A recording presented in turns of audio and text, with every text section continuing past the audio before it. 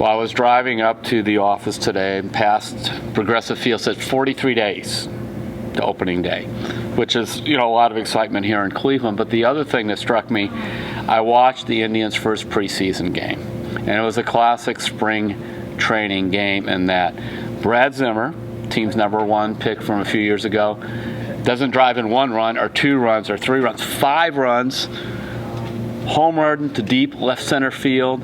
I love stories like this in spring training. I'm sitting there, and yeah, it's nice to see that danny-salazar's arm looked pretty good, which it did in the game over the weekend. But to me, I'm anxious to see Francisco Mejia, the catcher, who had the 50-game hitting streak and has an excellent throwing arm. Sandy Alomar is very excited about how he's doing down in spring training. I'm anxious to see Yandy Diaz, a guy that I've been talking about for quite a while here, just to see him swing the bat. I want to see prospects this time of year, because the thing to keep in mind when you're looking at the Indians, the roster that they open with, as you know, over the course of 162 games, that's not who they're going to end up with.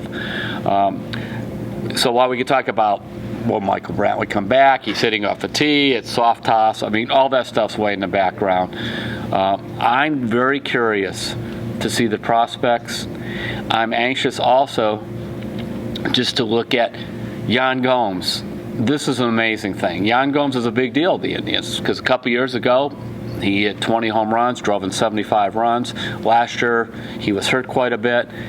Already in spring training, this guy's like a magnet for the ball. He got hit in the back by a pitch from Andrew Miller just in a practice session, and then his very first at bat in spring training got hit in the back again.